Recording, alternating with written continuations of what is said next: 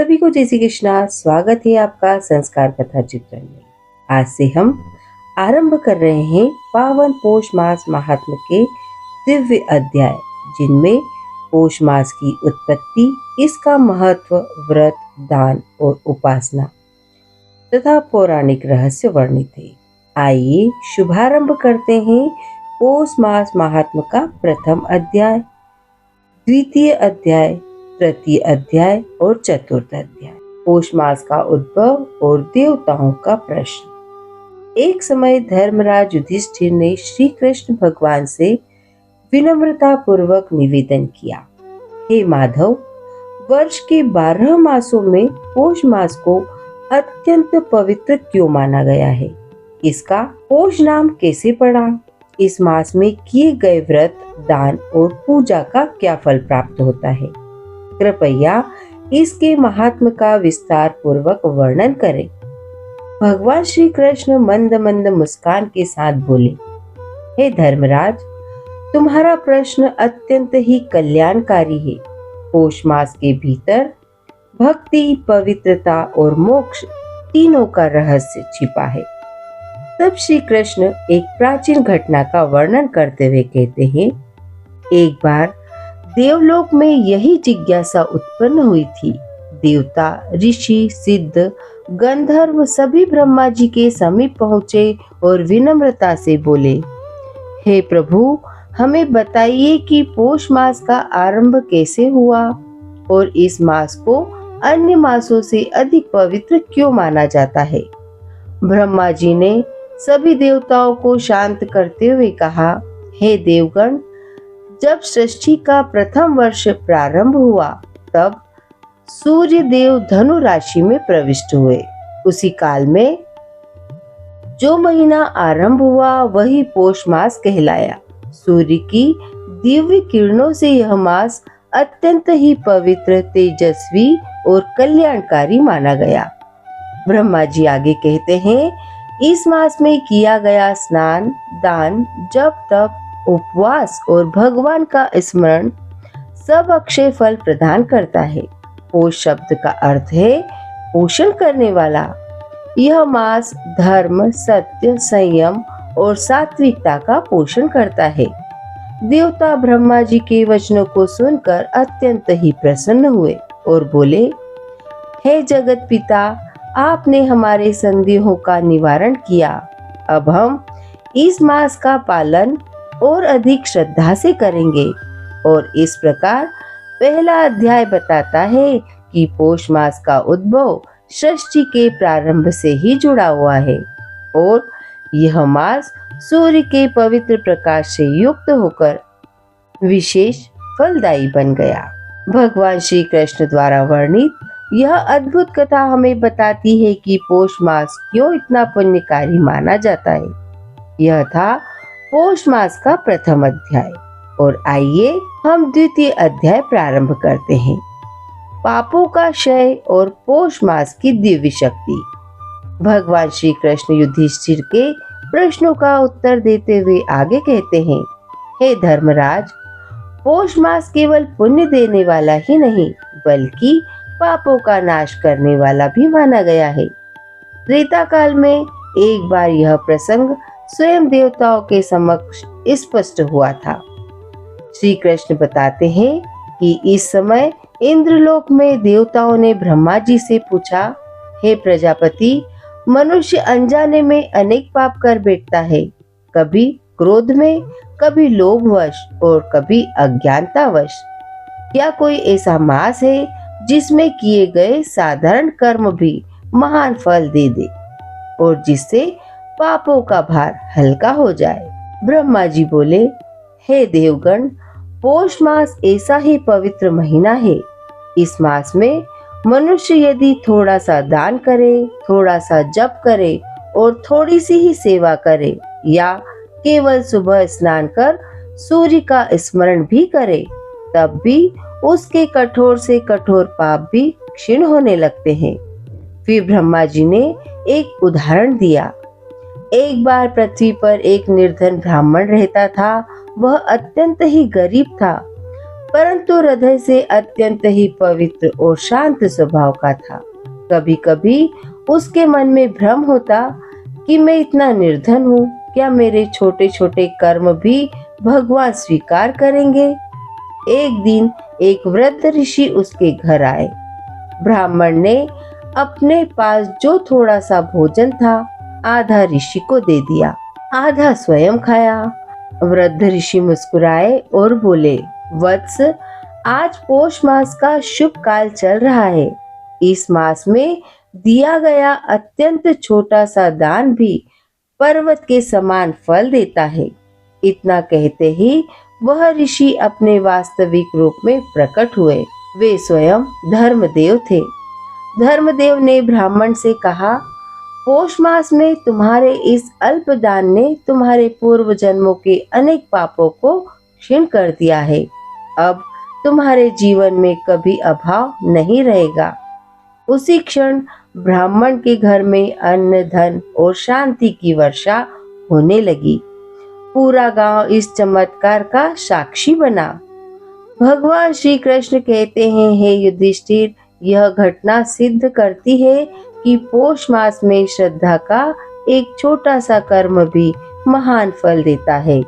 मनुष्य यदि केवल प्रभात में उठकर सूर्य भगवान को अर्घ दे या गंगा, जमुना अथवा किसी भी पवित्र नदी का स्मरण कर ले तो उसके जीवन के दुख धीरे धीरे दूर होने लगते हैं। तो मित्रों, यह था पौष मास महात्म्य का द्वितीय अध्याय, जिसमें हमने जाना कि यह मास पापों के नाश का महान काल क्यों माना गया है। पौष मास मन, वचन, कर्म तीनों को शुद्ध करने वाला है। और अगले अध्याय में दान, व्रत और उपवास के दिव्य फल को जानेंगे। अध्याय 3। भगवान श्री कृष्ण युधिष्ठिर से आगे कहते हैं, हे धर्मराज, पौष मास को देवता इसलिए भी श्रेष्ठ मानते हैं क्योंकि इस मास में किया गया दान, व्रत और उपवास साधारण काल की तुलना में हजारों गुना अधिक फल देता है।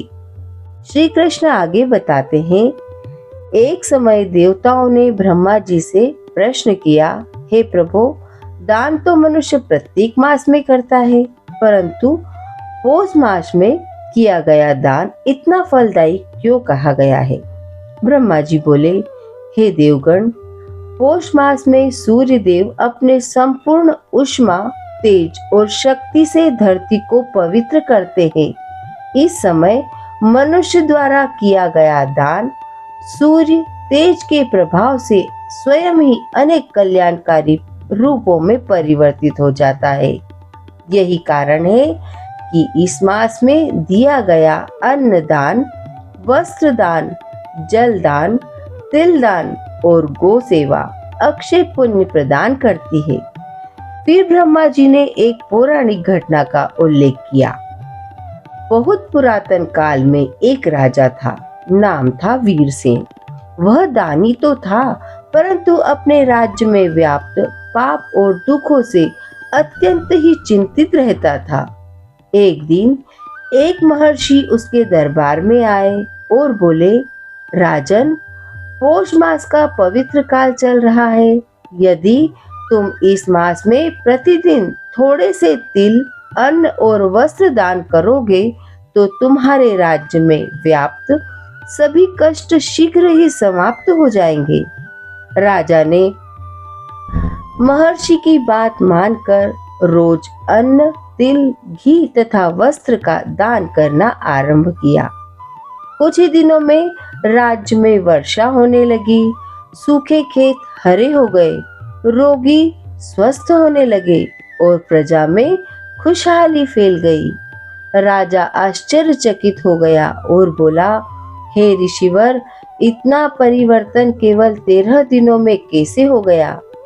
महर्षि बोले, हे राजन, यह पौष मास का प्रभाव है। इस मास में किए गए दान कर्मों को शुद्ध करते हैं और मनुष्य के जीवन में भाग्य का उदय लाते हैं। भगवान श्री कृष्ण कहते हैं, हे युधिष्ठिर, जो मनुष्य पौष मास में प्रातः स्नान करे, सूर्य देव को अर्घ दे, तिल मिश्रित जल से पूजा करे, गो सेवा या ब्राह्मण सत्कार करे, उसके जीवन से दरिद्रता, रोग और विघ्न धीरे धीरे दूर हो जाते हैं। श्री कृष्ण आगे बताते हैं, पौष मास में तिल का विशेष महत्व है। तिल शरीर को पवित्र करता है, मन को शांत करता है और पापों के विष को भस्म कर देता है। इसलिए इस मास में तिल का सेवन, तिल दान और तिल से स्नान अत्यंत ही फलदायी माना गया है। तो मित्रों, यह था पौष महात्म का तीसरा अध्याय, जिसमें हमने जाना कि पौष मास में किया गया दान व उपवास क्यों इतना गुना फलदायी होता है। यह मास मनुष्य के जीवन में सुख, शांति और सौभाग्य का आलोक लाने वाला होता है। पौष मास में सूर्य देव की उपासना का अद्भुत प्रभाव और कैसे उनकी कृपा से कठिन संकट भी दूर हो जाते हैं। और आइए पौष मास महात्म का चतुर्थ अध्याय का वाचन करते हैं। सूर्य उपासना का प्रभाव और संकटों से मुक्ति। भगवान श्री कृष्ण युधिष्ठिर से कहते हैं, हे धर्मराज, पौष मास का सबसे महत्वपूर्ण अंग है सूर्य देव की उपासना, क्योंकि इस मास में सूर्य की किरणें पृथ्वी को विशुद्ध, तेजस्वी और पावन बनाती है। श्री कृष्ण आगे बताते हैं, एक समय देवताओं को अनेक संकटों का सामना करना पड़ा। असुरों की शक्ति बढ़ रही थी, ऋषियों की तपस्या में बाधा पड़ रही थी और इंद्रलोक में निरंतर भय का वातावरण बना हुआ था। सभी देवता मिलकर सूर्य देव के समीप पहुँचे और बोले, हे भास्कर भगवान, आप समस्त जगत को जीवन देने वाले हैं। हम सभी पर संकट के बादल छाए हुए, कृपया हमारा उद्धार करें। सूर्य देव ने देवताओं को आशीर्वाद देते हुए कहा, हे देवगण, तुम पौष मास के पवित्र दिनों में मेरा व्रत, अर्घ, नाम स्मरण और तिल जल से अभिषेक करो। तुम्हारी सभी बाधाएं समाप्त हो जाएगी। देवताओं ने सूर्य देव के बताए हुए नियमों का पालन किया। प्रातः पूर्व दिशा की ओर मुख करके सूर्य को जल चढ़ाना, तांबे के पात्र का प्रयोग करना, तिल मिलाकर अर्घ देना, ओम घृणी सूर्याय नमः का जप करना तथा उपवास एवं दान का पालन करना। कुछ ही दिनों में देवताओं की शक्ति बढ़ने लगी, असुरों का अभिमान टूट गया, ऋषियों का तप पुनः स्थिर हो गया और इंद्रलोक में शांति लौट आई। तब देवता सूर्य देव से बोले, हे दिव्य प्रभु, पौष मास में आपकी उपासना ने हमारे सभी संकटों का अंत कर दिया। धन्य है यह महीना और धन्य है आप जो समस्त संसार के पालक है। फिर भगवान श्री कृष्ण युधिष्ठिर से कहने लगे, हे धर्मराज, इससे सिद्ध होता है कि यदि देवता भी संकट के समय सूर्य उपासना से शांति पाते हैं तो मनुष्य के जीवन में इसका प्रभाव कितना अद्भुत होगा। श्री कृष्ण आगे समझाते हैं, जो मनुष्य पौष मास में प्रतिदिन सूर्य को जल अर्पित करते हैं, तिल युक्त जल से अर्घ देते हैं, सूर्य गायत्री का जप करते हैं तथा सत्य, संयम और ब्रह्मचर्य का पालन करते हैं, उसके जीवन से कष्ट, रोग, शोक, भय, दुर्भाग्य और ऋण धीरे धीरे समाप्त होने लगते हैं। सूर्य की दिव्य किरणें उसके पापों को जलाकर मन और शरीर को स्वस्थ, तेजस्वी और निर्मल बना देती है। तो मित्रों, यह था पौष मास महात्म का चतुर्थ अध्याय, जिसमें हमने जाना कि सूर्य की उपासना कैसे मनुष्य के जीवन में आश्चर्यजनक परिवर्तन लाती है। पौष मास वास्तव में प्रकाश, ऊर्जा और शुद्धता का महीना है।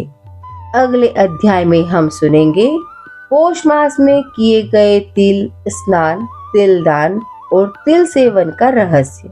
यह अध्याय अत्यंत रोचक और कल्याणकारी होने वाला है। यदि आपको यह कथा अच्छी लगी हो तो टिप्पणी में हमें ओम सूर्याय नमः अवश्य लिखें। जुड़े रहिए संस्कार कथा चित्रण, भक्ति, ज्ञान और धर्म की पवित्र धारा के साथ।